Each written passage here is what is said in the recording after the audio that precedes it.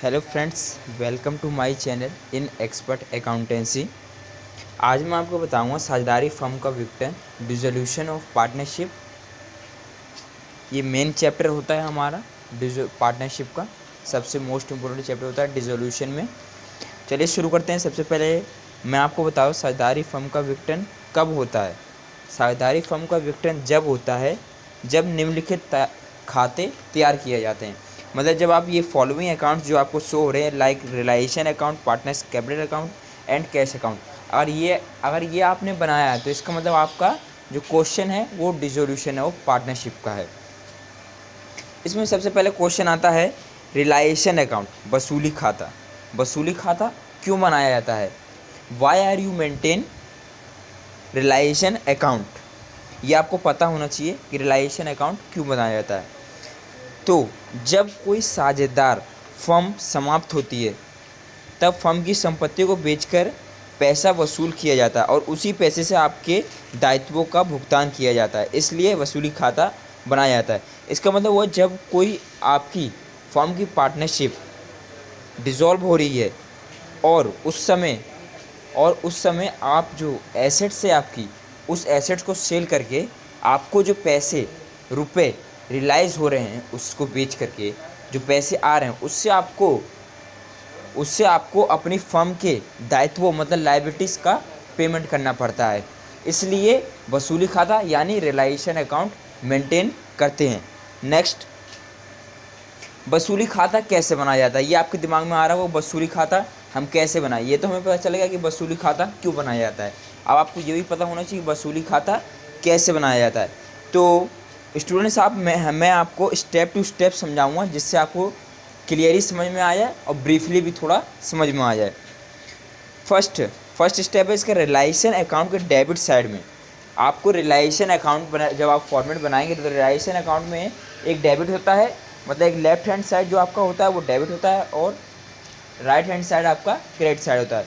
तो आपको debit side में रोकड़ और बैंक मतलब कैश को छोड़ देना है, कैश बैलेंस छोड़ देना है आपको, और बैंक बैलेंस को छोड़कर जो भी आपकी एसेट्स है वो सब आपको ट्रांसफ़र करना पड़ेगा रिलायेशन अकाउंट में। और सभी दायित्व मतलब लायबिलिटीज़ का, उसमें से आपको कैपिटल छोड़ देनी है। अगर कोई प्रॉफिट एंड लॉस दिया है तो वो छोड़ देना है। अगर कोई आपने रिजर्व बनाया, अगर आपका कोई फंड दिया है तो उसे छोड़ देना है। बाकी जो भी आपकी लायबिलिटीज़ है उसको भी आपको क्रेडिट साइड में ट्रांसफ़र करना पड़ेगा। सो फ्रेंड्स, इसकी एंट्री क्या होनी चाहिए? जब आप ट्रांसफ़र कर रहे हैं तो इसकी कोई ना कोई तो एंट्री भी बननी चाहिए। तो जब आप एसेट्स को ट्रांसफ़र करेंगे तो आपकी एंट्री होनी चाहिए realisation account debit to all assets account. जो भी एसेट्स है वो एसेट्स सारी आप स्टेप टू स्टेप लिखते जाएंगे और वो एसेट्स आपकी बुक वैल्यू पे होगा, जो आपकी ऑल बैलेंस शीट में गिवन होगा उसी वैल्यू में होगा। और इसकी नरेशन क्या होनी चाहिए? तो नरेशन आप लिखेंगे being asset transfer in realisation account या फिर ट्रांसफ़र टू रिलायेशन अकाउंट। इन सभी संपत्तियों को बुक वैल्यू पर ही ट्रांसफ़र करेंगे। यदि देनदार के साथ संदिग्ध प्रावधान है तो उसको क्रेडिट साइड में ट्रांसफ़र करेंगे। नेक्स्ट, जैसे उदाहरण मैं आपको देता हूँ, जैसे देनदार 50,000 है, ठीक है, और जो उसका संचय प्रदान दिया है 1,000 है, तो आपको जो शो करना पड़ेगा वो 49,000 शो करना पड़ेगा। ऐसी स्थिति में वसूली खाते में डेबिट साइड में देनदार के नाम से 50,000 ट्रांसफ़र करेंगे और रिलायेशन अकाउंट को क्रेडिट साइड में 1,000 प्रावधान के नाम से ट्रांसफ़र करेंगे, मतलब प्रोविज़न के नाम से। स्टेप सेकंड, अब सारे दायित्वों लाइक पूंजी खाता, कैपिटल और रिजर्व को छोड़कर उनके बुक वैल्यू पर रिलायेशन अकाउंट में क्रेडिट साइड में ट्रांसफ़र करेंगे। तो उसकी एंट्री क्या होनी चाहिए? उसकी एंट्री उसकी उल्टी हो जाएगी, sundry liabilities account debit to realisation account. ये भी आपकी बुक वैल्यू पे आएगा।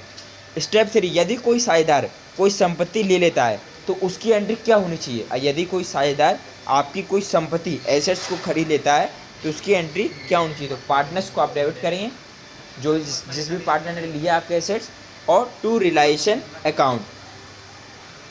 स्टेप 4, हम अब संपत्तियों को बेचकर उसे प्राप्त रोकड़ को वसूली खाते के क्रेडिट साइड में लिखेंगे। जो आपकी संपत्तियों को बेचकर जो हमें जो ओल्ड बैलेंस शीट गिवन रहती है, ओल्ड बैलेंस शीट उसके नीचे ही दिया रहता है हमें कि एडजस्टमेंट ये सेल करके इतना पैसे आए, इसका पेमेंट करा, इस पार्टनर ने ये लिया है।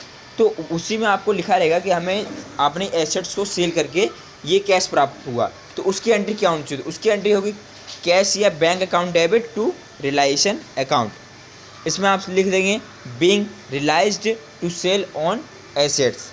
स्टेप 5, अब दायित्वों का भुगतान करने, यदि प्रश्न में कोई मूल्य बताया गया हो तो उस मूल्य पर करेंगे, और नहीं बताया हो तो उसी मूल्य पर करेंगे जिसको रिलाइजेशन अकाउंट में डेबिट साइड में लिखा था। इसका मतलब हुआ जैसे आपकी कोई लायबिलिटीज है, लाइक आप समझ लीजिए क्रेडिटर्स है आपके, तो क्रेडिटर्स अगर आपको ओल्ड जो बैलेंस शीट है, हमें फॉर्म की जो बैलेंस शीट दी हुई रहती है क्वेश्चन में, उसमें समझ लीजिए 40,000 दिया है और एडजस्टमेंट में कुछ भी नहीं दिया है, तो आपको 40,000 ही का ही पेमेंट करना पड़ेगा। अगर नीचे आपको दिया है, अगर नीचे आपकी कोई वैल्यू दी है, समझ लिया आपने 38,000 रुपये पेमेंट कर दी क्रेडिटर्स को, तो 38,000 ही लिखा जाएगा। अगर कुछ नहीं दिया तो आपको बुक वैल्यू से ही लिखना पड़ेगा, तो उसकी भी एंट्री होगी। आप पेमेंट कर रहे हैं तो realisation account debit to cash account. Step 6, जब फर्म समाप्त होती है तो कुछ खर्चे वसूली पर होते हैं। ये आपको पता होगा, जब आप कोई काम करवाएंगे किसी ब्रोकरेज वगैरह से, तो आपको उसके लिए कमीशन देना पड़ेगा, ब्रोकरेज देना पड़ेगा, कोई भी आपको डिसोल्यूशन एक्सपेंसेस, इसको डिसोल्यूशन एक्सपेंसेस कहते हैं इंग्लिश में। जब कोई भी खर्चा होता है तो वसूली पर, तो ये खर्चे को भी हमें पेमेंट करना पड़ेगा, तो इसकी भी एंट्री होती है realisation account debit to cash account. Friends, सबसे अच्छा रहता है कि आप ये जो रिलाइजेशन की एंट्री है कैश वाले, ये एक ही साथ कर लें, जिससे आपको रिलाइजेशन अकाउंट बनाने में आसानी हो सके, ज़्यादा डिफिकल्टी ना हो। अब है और वसूली व्यय को वसूली खाते के डेबिट साइड में लिखेंगे। स्टेप 7, यदि किसी दायित्व के भुगतान के बदले में किसी संपत्ति को दे दिया जाए तो उसकी एंट्री क्या होगी? उसकी एंट्री क्या होगी? समझ लीजिए आप किसी लायबिलिटीज़ का पेमेंट कर रहे हैं, ठीक है, आपने उसको कैश नहीं दिया है, आपने अपनी फर्म की एसेट्स दे दी है उसकी, तो उसकी एंट्री क्या होनी चाहिए? फ्रेंड्स, उसकी एंट्री कोई भी नहीं होगी, उसकी एंट्री कोई भी नहीं होगी, क्योंकि आपके बुक्स ऑफ अकाउंट में उसकी एंट्री कोई भी नहीं करनी है।